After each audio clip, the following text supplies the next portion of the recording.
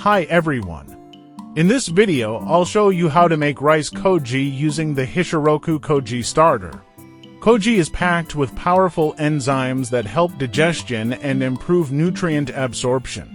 Enzymes like amylase and protease break down starches and proteins into easily digestible energy. It also contains oligosaccharides and dietary fiber, which help promote healthy gut bacteria and relieve constipation. As a fermented food, it's a great addition to a healthy lifestyle. Wouldn't it be great if you could make your own rice koji at home? Now, you might be thinking that making rice koji sounds complicated with many steps involved. But actually, it's simpler than it seems. Here's a rough outline of the process. Soak grains. Steam it. Sprinkle the Hishiroku Koji Starter. Let it ferment. That's it. Sounds doable, right? In this video, I'll be showing you how to make rice koji since rice is the most common option. So again, we're soaking the rice, steaming it, adding the koji starter, and fermenting it. Once your rice koji is done, you can make things like amylase, which is a naturally sweet drink often called a drinkable four. Or combine it with salt and soybeans to make miso, and so much more. In this recipe, I'll be using the Chihaku-kin from Hishiroku Koji Starter, but you can follow the same process with other Hishiroku Koji Starters like improved Chihaku-kin or koji for miso. Koji for soy sauce, however, requires a different process, so I'll cover that in another video. You'll find a purchase link for the koji starter I'm using in the video description, so feel free to check that out. 3-day koji making schedule. This recipe takes about 3 days. To help you visualize the process, here's the basic schedule. Day 1. Soak the rice. Go to sleep. Day 2. Drain the rice. Steam it. Start fermentation. Day 3. Stir twice. That's it. See, not too bad, right? You'll stir the rice koji a couple of times during fermentation to help it grow well. Also, you can start with small amounts of rice so there's very little waste if something goes wrong. And if you fail, don't worry. You can always compost it and make your garden happy. Koji is very good for use in compost. Alright, let's go into the step-by-step process.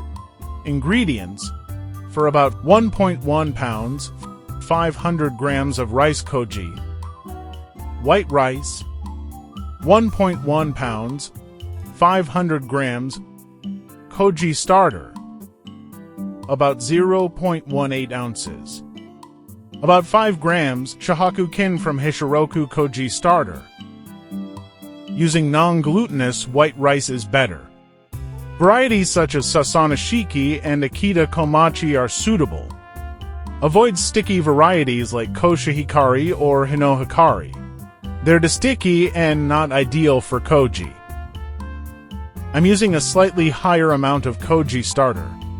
It's about 5 grams, which increases your chance of success. Too much is not a problem, but too little does not work. Once you get more comfortable, 2 to 3 grams is usually enough. Tools you'll need: steamer, or a large pot with a steaming rack.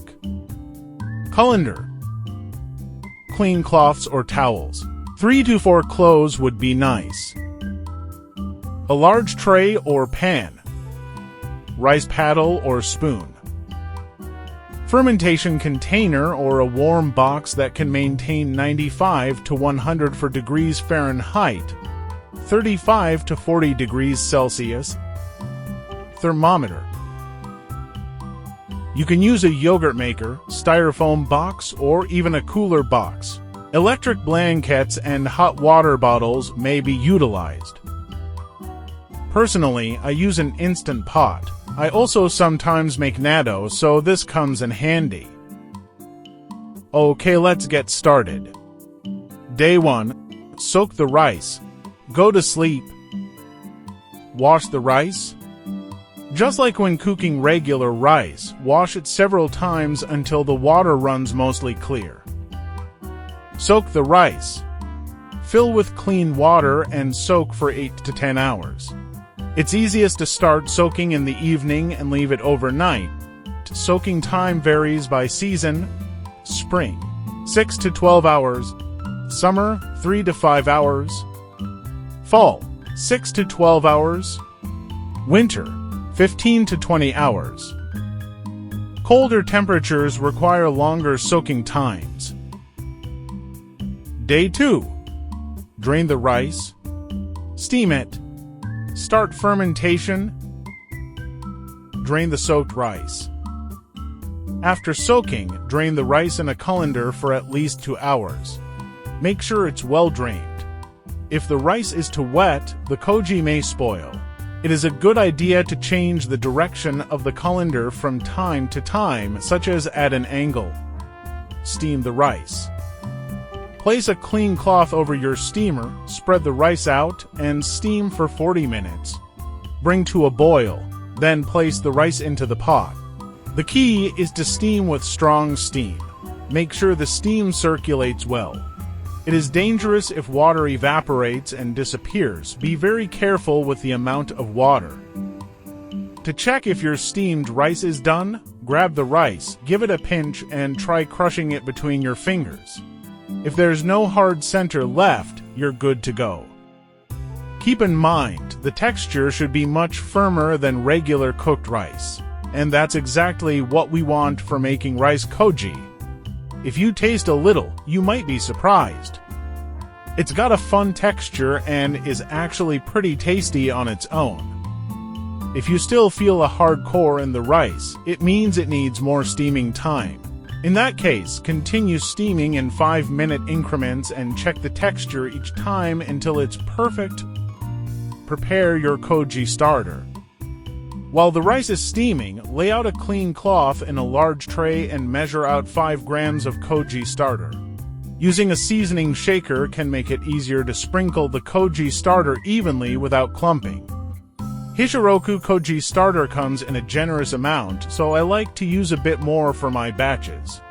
Make sure to have a rice paddle or spoon and a thermometer ready for mixing and monitoring temperatures as you go. Cool the rice. Once steamed, spread the rice out on a clean tray lined with a cloth. Let it cool to about 104 degrees Fahrenheit, 40 degrees Celsius. This is important.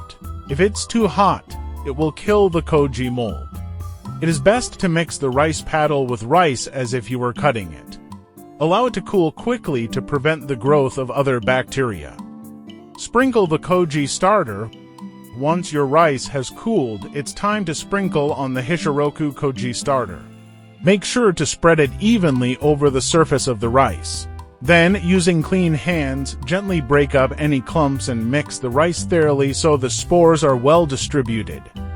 Be quick about it. We don't want the rice to get too cold. Especially in winter, the temperature can drop fast. Try to keep the rice above 95 degrees Fahrenheit, 35 degrees Celsius. Going below that can slow down koji development. Set up for fermentation. Transfer the rice into a fermentation container or a warm box. Wrap it in a clean cloth to retain moisture and place it in a warm environment. Ideally 97 to 104 degrees Fahrenheit, 36 to 40 degrees Celsius. This is the temperature range where koji mold thrives. Fermentation also requires humidity, so it is best to add about 100 cc of water to the bottom of the fermentation container. In my case, I use an instant pot. I place a steaming rack inside, then set a colander on top of it. I pour 100 cc of water into the bottom of the pot, but make sure it doesn't touch the rice. Then I place a towel over the top and gently rest the lid on top of that, leaving it slightly open. The towel helps prevent any condensation from dripping back down onto the rice. How to adjust the temperature with an instant pot. Set it to yogurt mode and choose the normal setting. That will keep the temperature around 96.8 to 109.4 degrees Fahrenheit, 36 to 43 degrees Celsius. If it goes over 113 degrees Fahrenheit, 45 degrees Celsius, that's a bit too hot, so try opening the lid a little more. But honestly, I just leave it to the Instant Pot to do its thing. Don't stress too much. Making koji is all about enjoying the process, so have fun with it. Let it rest overnight. Now let the fermentation begin. Let it ferment for 20 hours. Koji is a living thing and breathes. Do not forget to open the lid of the container a little. Day 3. Stir twice. First stir. It's been 20 hours. Time to check on the koji. When you open the lid, you'll probably see some condensation built up. That's why placing a towel on top is helpful. It protects the koji from water droplet. Now let's check the temperature.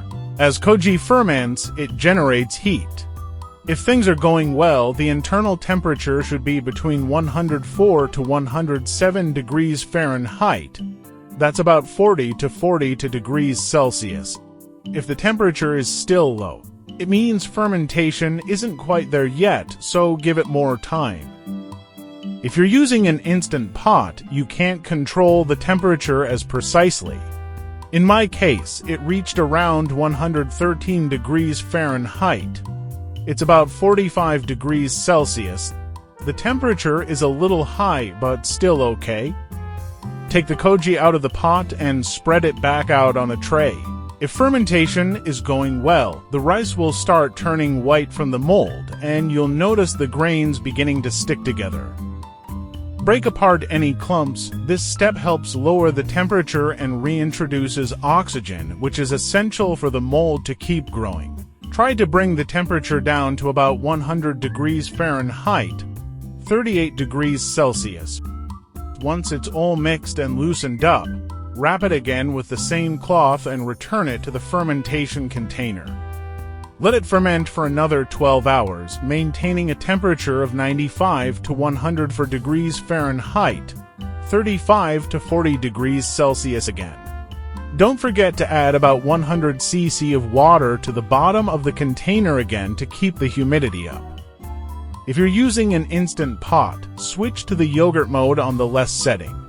This keeps the temperature between 86 to 93 degrees Fahrenheit. It is about 30 to 34 degrees Celsius. Slightly cooler than ideal, but it still works just fine. Alright, now let's wait another 12 hours. Second stir and final fermentation. Alright, it's been another 12 hours. Time for the second stir. Let's check the temperature again. This time mine was around 111 degrees Fahrenheit, 44 degrees Celsius. That's a great sign. It means the koji is fermenting well. You might notice a sweet, chestnut-like aroma. That's the classic smell of healthy koji. Now take the koji out once more. Break up any clumps and mix everything thoroughly while cooling it down to about 100 degrees Fahrenheit, 38 degrees Celsius again. It was pretty late at night when I did this, so I didn't let it ferment for the full 12 hours last time. I stopped at about 10, and you know what? It still turned out just fine. Don't stress too much. Koji is alive, but it's not following a strict schedule. This time, instead of wrapping the koji entirely, leave the top open like you see in this photo. This will be your final stir. Well done for making it this far. Now, back into the container for the last round of fermentation. It's about 12 more hours.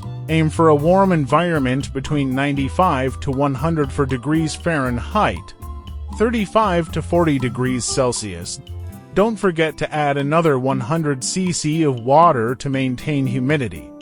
If you're using an Instant Pot, just like before, set it to yogurt mode on the less setting, which holds it at around 86 to 93.2 degrees Fahrenheit, 30 to 34 degrees Celsius. Since my previous fermentation was a bit short, I let this final one go for 14 hours instead. It's all about balance. It's done. The final fermentation is complete. Let's open up the container and take a look. If everything went well, you'll immediately notice that rich, sweet koji aroma filling the air. The mold should have spread all the way to the edges of the cloth. It's like a soft white fuzz. It looks like a scene from a Ghibli movie like Nausicaa of the Valley of the Wind. A little magical world of koji. Let's check the temperature. Mine was around 104 degrees Fahrenheit, 40 degrees Celsius, right on target. Now take the koji out and you'll see. It's covered in thick, fluffy white mold. The rice has clumped together into firm blocks. That's a sign of a perfect fermentation. Success! You did it. So, how did yours turn out? I hope it went beautifully. You can actually eat the finished rice koji. It has a gentle, natural sweetness. Go ahead and give it a try. How to tell if it's ready? Your rice koji is done when the rice are covered in white mold.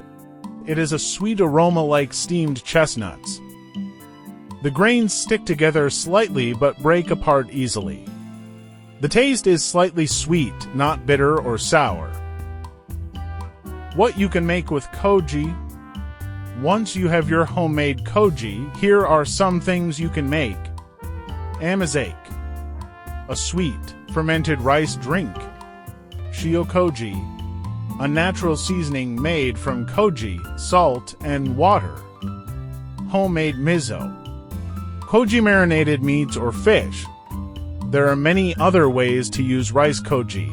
I hope you'll explore and discover flavors that suit your own taste. Storing koji. The finished rice koji can be stored in the fridge for 2 to 3 weeks. If you're storing it short term, a Ziploc bag works fine.